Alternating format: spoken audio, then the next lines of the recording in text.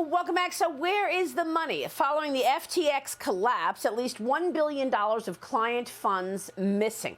Many investors are demanding answers. Joining me right now is one of them, investor and entrepreneur Evan Singh Luthra. Evan, thanks very much for being here. I want you to walk us through what happened to you. You're one of those investors who were scammed by FTX. How much money did you lose? Were you able to get any of it back? And tell me how you got hoodwinked.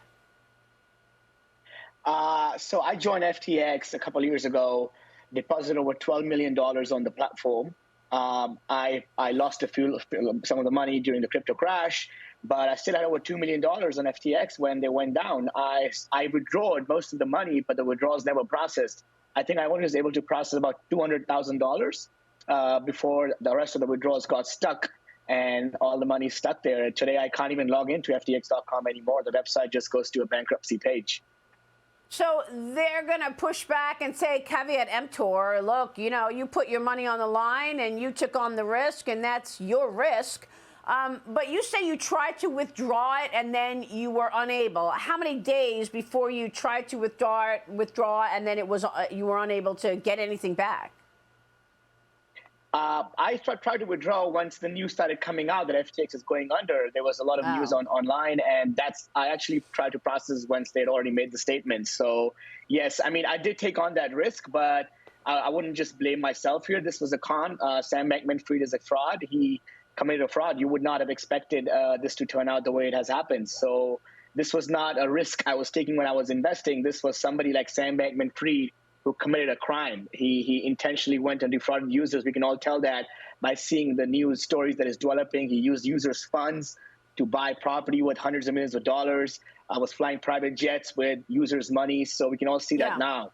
This was not I lost because of a risky bet. It's absolutely a fair point. Evan, what are you going to do about it? Many investors have already taken legal action against even the celebrities involved in the ads, the marketing for FTX. Have you taken any legal action yet? Are you planning to?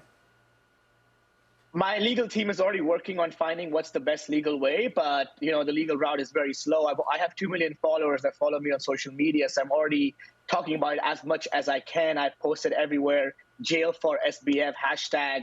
I've actually done a $10,000 giveaway on my Twitter trying to get this news out there. I'm really frustrated about seeing all this mainstream media talking like this is not a scam, like it's not a fraud. This is an outright fraud. SBF stole users' funds. So I'm doing the best I can to get this out there. I want the lawmakers in the U.S. to take action.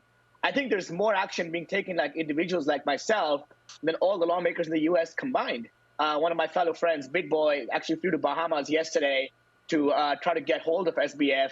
And he came to find out that not a single Bahamian resident has actually filed a complaint against SBF. So we're quite surprised how this is developing. I don't know the kind of connections he has. Maybe he donated tens of millions of dollars to the Democrats, also with our money. And he's been able to stay away. And he should already be in jail. There is no doubt that this is a fraud at the highest levels. He should already be in jail for this. I'm doing the best I can to get as many people as possible to inform more people that this is a fraud, there's a scam, and SBF is to blame.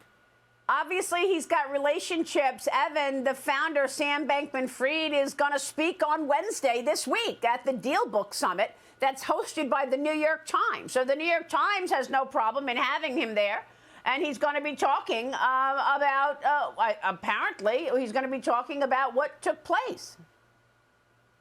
Yes, to me, that sounds really, really weird. Like, what is really going on with the media? It's not just the New York Times, right? First, no con man should be allowed to speak on a conference where you see the founder of Facebook and president of Ukraine speaking alongside. This doesn't make any sense. I mean, did SBF give under the table tens of millions of dollars to New York Times too?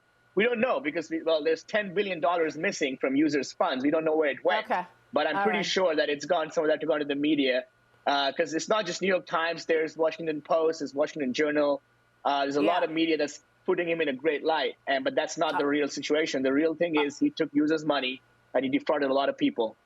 Okay, we'll be watching that. Evan, thanks very much for speaking out. Evan Singh Luthra, we'll be watching your developments for sure.